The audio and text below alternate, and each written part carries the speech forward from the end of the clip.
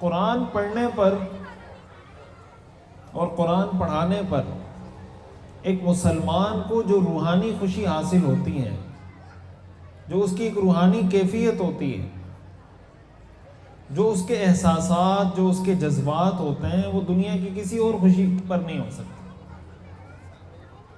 یعنی ایک وہ شخص ہے جس نے قرآن کریم پورا پڑھ لیا، اس کو بھی خوشی کا احساس ہو رہا ہے۔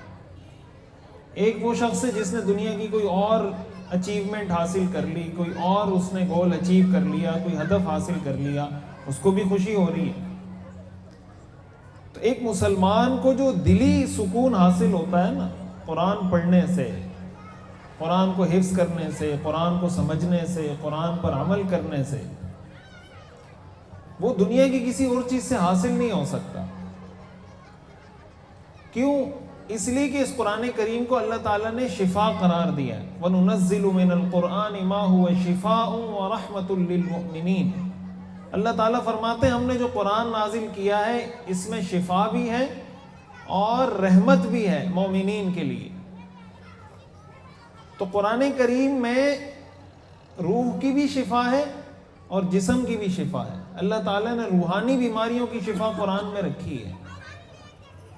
آدمی کے اندر جتنی بیماریاں یا برائیاں ہوتی ہیں نا اخلاق کی، کسی سے حسد کر رہا ہے، کسی کی غیبت کر رہا ہے، کسی کے لیے دل میں بغض رکھ رہا ہے، کسی کا برا سوچ رہا ہے، جو بھی اخلاقی برائیاں انسان کے دل میں ہوتی ہیں،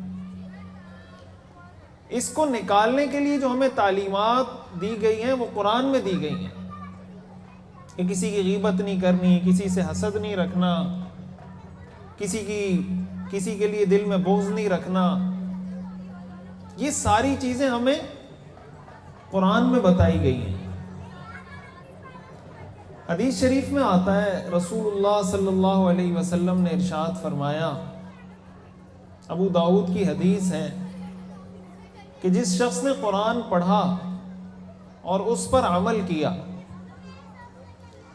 جس شخص نے قرآن پڑھا اور اس پر عمل کیا، اللہ تعالیٰ اس کے والدین کو قیامت کے دن ایسا تاج پہنائیں گے جس کی روشنی سورج کی روشنی سے زیادہ ہوگی۔ اور سورج کی روشنی کس سورج کی روشنی سے زیادہ ہوگی کہ وہ سورج کسی کے گھر میں ہو۔ یعنی ایک تو سورج ہے نا پتہ نہیں کتنے ہزاروں میل فاصلے پر، اس کی روشنی ہم محسوس کرتے ہیں۔ آپ یہ تصور کریں کہ یہی سورج آپ کے گھر میں ہے تو کتنی روشنی ہوگی۔ حضور صلی اللہ علیہ وسلم نے ارشاد فرمایا کہ اس کے والدین کو جو تاج پہنایا جائے گا اس کی روشنی اس سورج سے بھی زیادہ ہوگی، اور اس کے والدین کو جو لباس پہنایا جائے گا اس لباس کا کوئی مقابلہ نہیں ہو سکے گا۔ حدیث شریف میں آتا ہے آپ نے فرمایا کہ جب اس کے والدین کے ساتھ یہ انعام اس کے والدین کو دیا جا رہا ہے تو آپ خود ہی تصور کر لیں کہ خود اس قرآن پڑھنے والے اور اس پر عمل کرنے والے کا کیا مقام اور مرتبہ ہوگا۔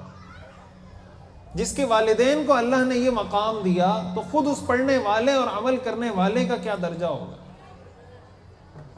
حدیث شریف میں آتا ہے نا قیامت کے دن قرآن پڑھنے والے کو کہا جائے گا اقرأ ورتقی، قرآن پڑھ اور جنت کی منازل پر چڑھتا جا، قرآن پڑھتا جا اور جنت کی منازل پر درجات پر چڑھتا جا۔